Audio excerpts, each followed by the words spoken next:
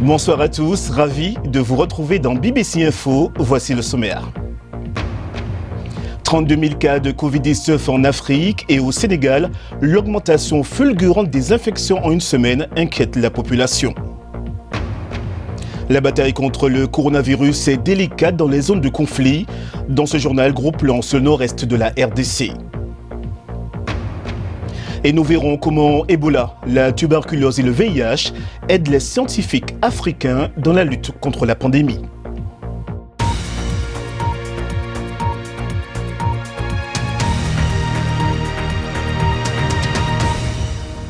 Le nombre de cas de coronavirus continue de croître en Afrique, surtout au Nigeria, au Cameroun, en Somalie et au Sénégal.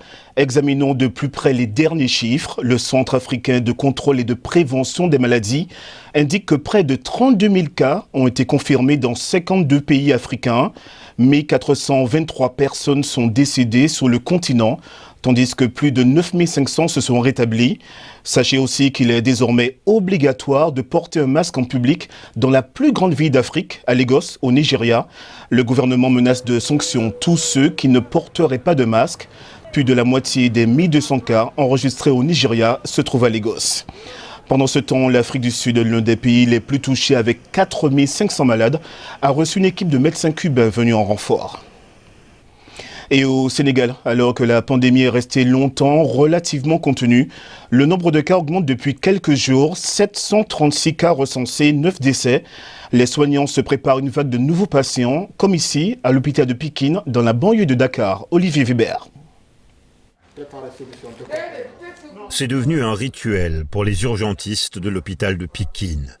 Dans l'attente de préparation, ils enfilent masques et combinaisons de protection. La rigueur est de mise avant d'entrer en contact avec des patients potentiellement porteurs du coronavirus.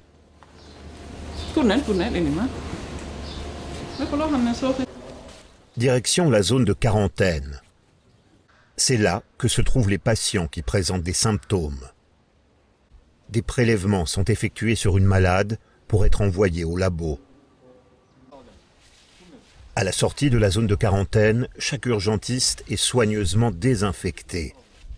Un processus contraignant. Comme partout dans le monde, les soignants sont en première ligne et se plaignent du manque de moyens. Nous n'avons pas assez de consommables pour la gestion de l'épidémie à Covid. Il nous faudrait plus de lunettes de protection pour le personnel, plus de masques chirurgicaux pour pouvoir en changer régulièrement, plus de masques FFP2 pour certaines situations, des surblouses au moins, et ça c'est ce qui nous manque surtout. Comme chaque jour, les patients arrivent dans la cour du service des urgences pour des problèmes de santé divers, sans lien forcément avec le coronavirus. L'hôpital a dû se réorganiser. Donc tout patient qui vient à l'hôpital devra systématiquement passer par la salle de tri, où il sera des constantes seront prises, un petit interrogatoire pour décider qu'il aille voir son médecin traitant, ou bien qu'il aille au niveau des urgences, ou bien qu'on l'isole tout simplement si c'est un cas suspect. Le coronavirus a été longtemps relativement contenu au Sénégal, mais les cas de transmission communautaire ont augmenté depuis une semaine, à Dakar et à Touba, deuxième agglomération du pays. Le ministère de la Santé a demandé de multiplier les tests. Nous pensions que nous, en Afrique, on pense que peut-être que c'est le climat qui nous protège un peu, peut-être qu'il y a une certaine humidité et tout ce que se dit, la vaccination contre le BCG. Mais moi, personnellement, comme on voit que le nombre de cas augmente progressivement, mais lentement, j'ai peur que ça s'étende, mais plus lentement qu'ailleurs. Qu'on en soit, c'est-à-dire que les pics sont allés dans certains pays en quelques semaines, ils ont atteint les pics, que nous, qu'on attend 2-3 mois avant d'atteindre le pic de l'épidémie. Une crainte et une question, les hôpitaux auront-ils la capacité à traiter tous les cas graves ? Pas facile non plus de mettre en place des mesures de prévention contre le Covid-19 dans le nord-est de la RDC, une région qui subit une recrudescence de la violence.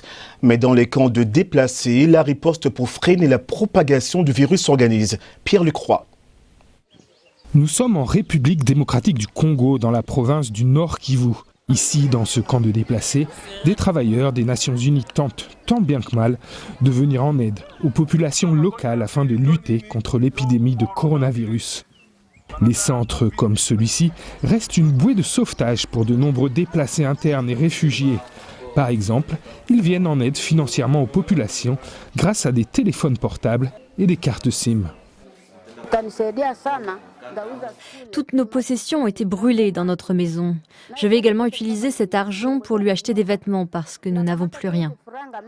Mais l'existence de ces camps pourrait être menacée, en cause les violences qui secouent le pays. Selon l'Agence des Nations Unies pour les réfugiés, dans le nord-est du pays, plus de 35 000 personnes ont dû fuir leur localité ces dernières semaines. Un flot de déplacés qui s'ajoute aux 5 millions de personnes déracinées en raison d'un conflit interne qui dure depuis plusieurs années. Cette situation a obligé le HCR à suspendre ses activités dans certaines régions du pays. Et si le combat contre la propagation du coronavirus reste une priorité, les autres défis restent nombreux. Même si nous sommes concentrés à lutter contre le coronavirus, il ne faut pas oublier les autres crises qui touchent le pays. C'est ça qui nous inquiète. Reste que dans les centres qui demeurent ouverts, le combat s'organise. Les températures sont relevées au point d'entrée et le lavage des mains est dans l'ensemble rigoureusement appliqué. Le HCR a installé environ 365 points de lavage de mains et déjà distribué plus de 23 000 savonnettes. L'organisation mène également des campagnes de sensibilisation de masse pour informer les populations sur les mesures de prévention permettant de réduire le risque d'infection. Alors que le nombre de personnes atteintes du coronavirus augmente de jour en jour en RDC, aujourd'hui, aucun cas de contamination par le Covid-19 n'a été signalé dans les camps de déplacés et de réfugiés en RDC.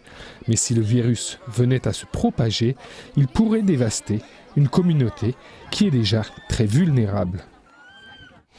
Et la RDC, comme les autres pays des Grands Lacs, attend l'aide de la communauté internationale pour lutter contre la pandémie. C'est l'appel de l'envoyé spécial des Nations Unies, Wang Xia, qui a accordé un entretien exclusif à la BBC. Je suis pleinement conscient que les pays sont pleinement mobilisés. Aujourd'hui, la situation est sous contrôle et je pense qu'il est temps aujourd'hui pour la communauté internationale d'accompagner de manière plus agissante les pays de la région pour les aider à mieux relever ce défi. Parlons justement de l'insécurité dans l'est de la RDC. Vous avez évoqué des progrès, mais les opposants du président Félix Tshisekedi considèrent qu'il n'a pas fait grand-chose depuis son accession au pouvoir. En ce qui concerne l'instabilité, l'insécurité dans la région, notamment dans l'est de la RDC, il a pris toutes les mesures nécessaires pour mieux assurer la paix et la sécurité à l'est de la RDC. Surtout, il s'est engagé dans une approche diplomatique de réconciliation avec les autres pays voisins. Et pour terminer, un peu partout sur le continent, des anonymes mais aussi des personnalités ont exprimé leur ras-le-bol.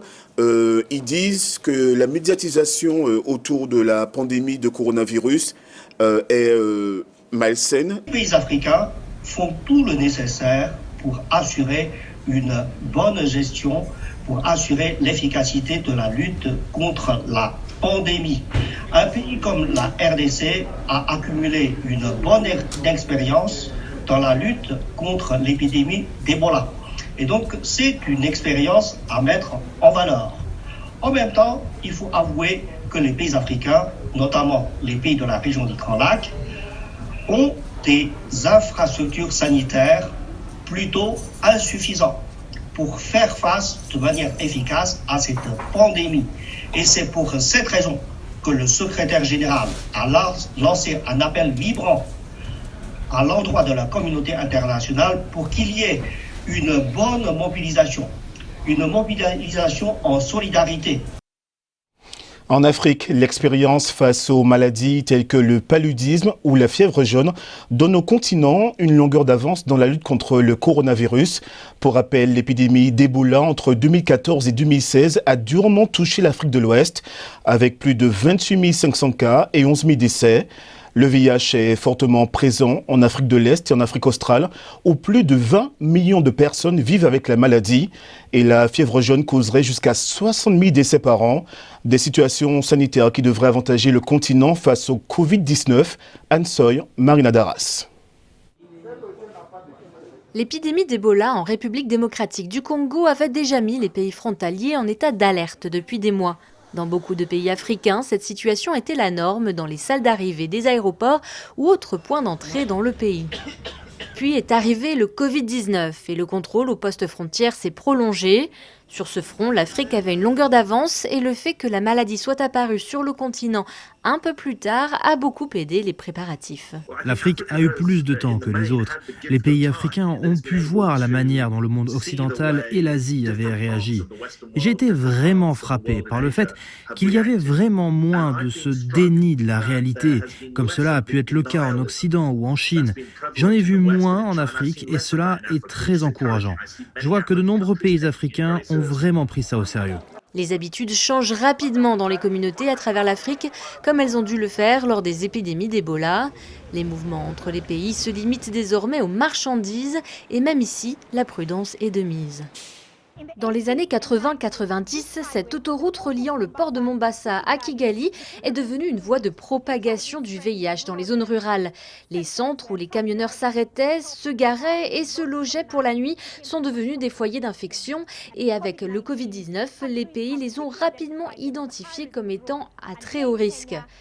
L'Afrique du Sud s'est démarquée, elle est la nation la plus touchée par l'épidémie sur le continent, mais une réponse sanitaire communautaire massive est en cours. Le matériel de dépistage de la tuberculose a été réorienté, installé dans des dizaines de laboratoires mobiles et envoyé dans les townships et les villages pour des tests de masse. L'Occident a réquisitionné la plupart du matériel pour les tests parce qu'il est confronté à une crise sans précédent et que nous sommes plus loin dans la file d'attente pour ce genre de choses. Donc pour essayer d'y avoir accès, nous allons probablement devoir développer une grande partie de la technologie nous-mêmes.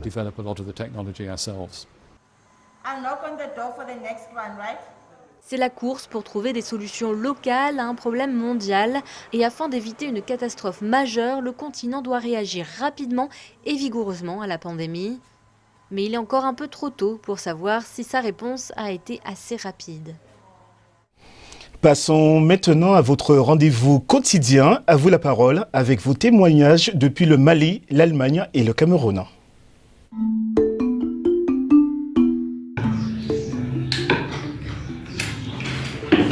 Bonjour, moi c'est Yatara Mariam, étudiante en 3e année médecine, Bamako, Mali.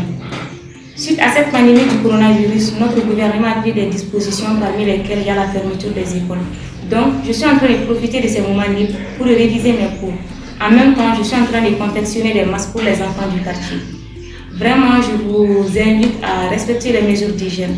Je vous remercie. Bye bye.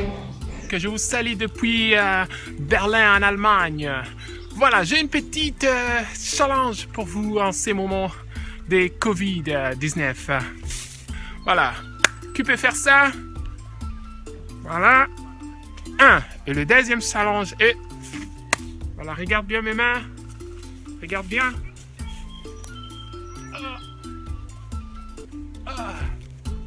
Et je tourne. Voilà. Le dernier challenge. Touchez très bien. Et...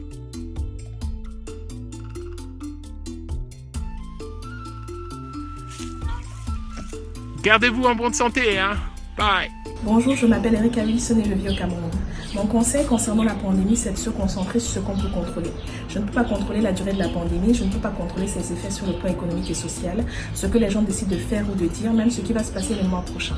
Par contre, ce que je peux contrôler, c'est mon attitude, mon respect des mesures barrières, mes interactions avec les gens, ma générosité, mon esprit de solidarité, comment je décide d'occuper mes journées et bien sûr le fait de rester en contact avec mes proches. Alors je décide de focus dessus.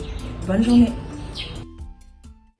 Et si vous avez des astuces ou des recettes, partagez-les avec nous dans À vous la parole.